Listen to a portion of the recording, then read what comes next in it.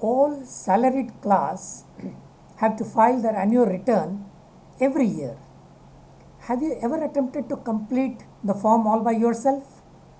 Most probably the answer is no. The so-called Saral, as we call it in India, Saral is simplified. Simple. Saral form is so complicated that only a chartered accountant can decipher that.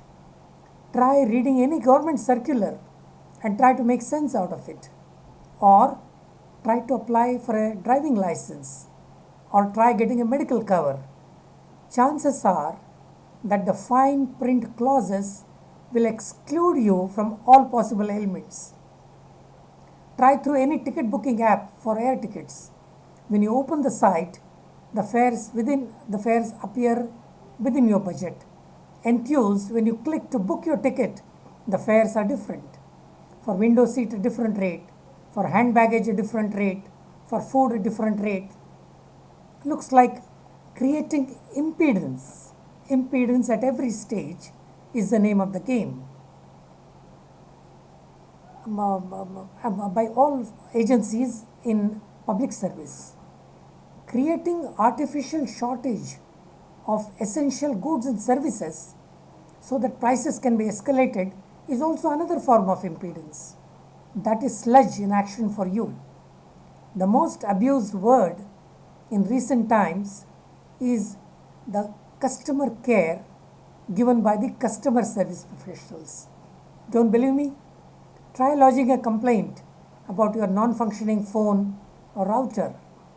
The bots will ask you to press the numbers endlessly, and when you are in the queue to talk to the agent, finally the line gets disconnected.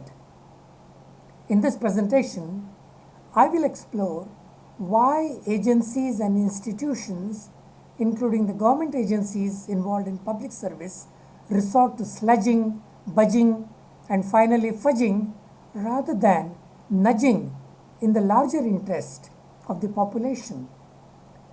Let me state an interesting phenomenon.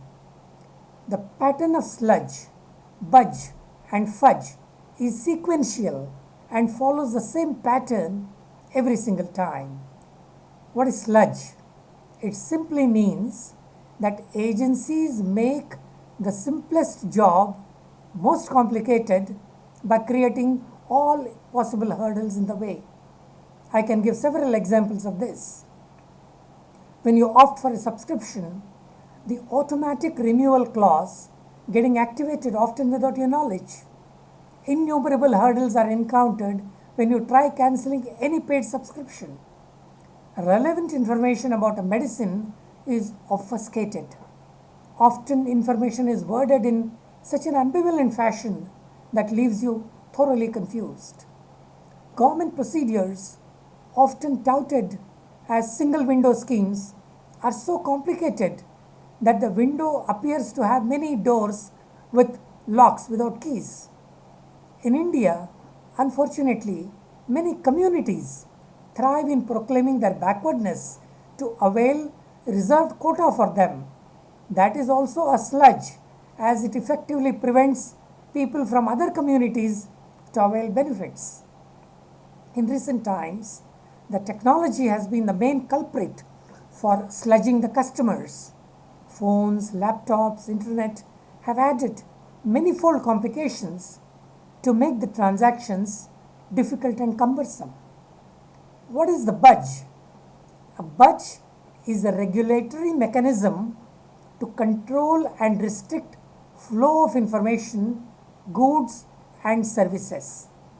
Indian government has been a champion in embedding this approach in dealing with the public. Don't believe me? Go and visit any government department. Try to read their circulars.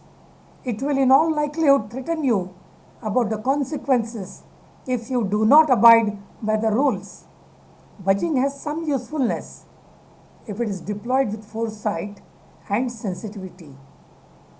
But mindless application of budge is always counterproductive. What is fudge? In simple words, it is misrepresentation of facts and figures to put the wool in the eyes of the public at large. I can give several examples of this fudging. How many people died during COVID outbreak? One would never know. How COVID originated? We would never know. Government of India in the year 2009 announced that they plan to skill 500 million youth by 2022.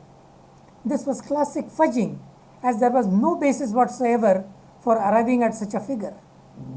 The actual figure of people dead due to COVID is another area, as I mentioned, where many accuse that the data is fudged globally. The data for unemployed youth, the GDP rate, the data about how many people have been trained and placed after vocational training are also subject to debate. Recent advances in behavioral science have proved that thoughtfully created nudge helps in modifying our behavior, negating the use of sludge, budge, or fudge. So, what is nudge? It is a form of communication for pushing someone gently with the elbow. It aims to intervene in the choice architecture of individuals by relying on cognitive bias likely to be produced during the decision making process, and is based on four main characteristics, which makes this a flexible tool which is adaptable and modifiable, and the implementation cost is also moderate. What are these four characteristics? First one is the construction of the choice architecture aimed at changing the current behavior of individuals by promoting or replacing appropriate behavior. Second is communication that leaves the individual free to behave as he or she wishes.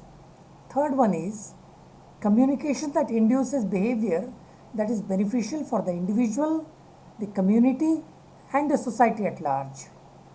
The fourth one is the communication of which the cost of implementation is low and the behavioral consequences are high.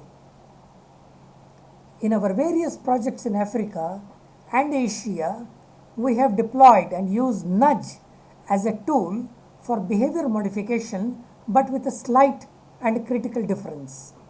Normally commonsensical wisdom would tell us that we should deploy nudge strategy on the person in question. In our projects in Africa and Asia, we have observed significant cynicism towards consultants. Any suggestion, howsoever well intentioned it is looked upon with suspicion. That usually creates obstacles in changing or modifying their behavior. So, our attempt was to nudge their influencers rather than the individual themselves. We found that the immediate family members, the wife, the children, they are the major influencers on the decisions that their husbands make. So we directed our attempt on the family members by sending the push messages through their phones. That worked brilliantly. To conclude, human behavior is complex, unpredictable, and is not always rational. To bring about effective and permanent change, we need to deploy intelligent and practical nudges, not on them, but on their influencers. Sludging, budging, or fudging may work in a short time, but these do damages over a period of time as the credibility gets severely eroded. Thank you very much.